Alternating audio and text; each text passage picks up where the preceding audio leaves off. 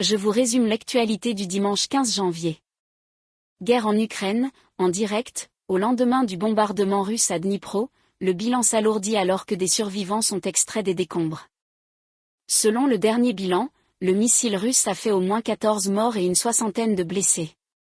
72 appartements ont été détruits, entre 100 et 200 personnes ont perdu leur logement. À Dnipro, en comptant les dégâts périphériques, c'est près de 1700 personnes impactées par la frappe.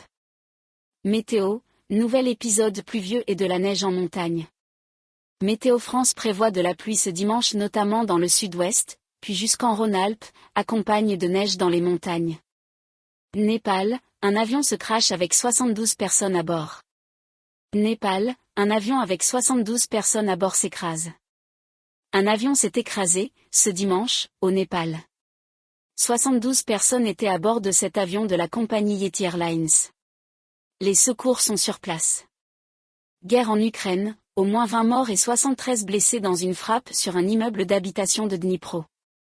Une opération de sauvetage est toujours en cours selon le gouverneur de Dnipro, qui a indiqué sur les réseaux sociaux que 20 personnes avaient été tuées et au moins 73 autres blessés dans le bombardement d'un immeuble d'habitation de sa ville. Noël Legras est visé par un signalement au procureur de la République pour outrage sexiste. Il émane des agents de l'Inspection générale de l'éducation, du sport et de la recherche qui mènent un audit de la Fédération française de football, dont Noël Legras a été mis en retrait de la présidence cette semaine. Cet endroit m'a sauvé, à la Cité des Dames, hébergement d'urgence pour femmes sans abri.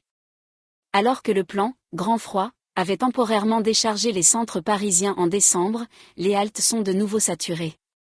Dans le 13e arrondissement de Paris, l'équipe n'a d'autre choix que de refuser des femmes sans domicile, faute de place. Paris, après l'agression d'un agent de sécurité, le stade Max Rosier à nouveau fermé. Corsage, déprogrammé dans plusieurs pays après l'inculpation d'un acteur pour possession de matériel pédopornographique.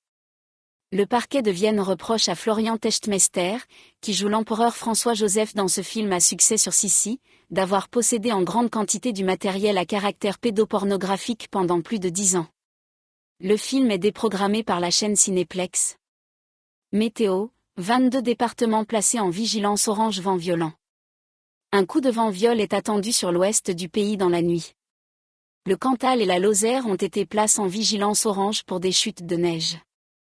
L'usine secrète produisait des cigarettes de contrefaçon à un rythme quasi industriel. Londres, un homme arrêté après la saisie d'une petite quantité d'uranium à l'aéroport d'Heathrow. Pour ne rien manquer de l'actualité quotidienne, abonnez-vous à ma chaîne.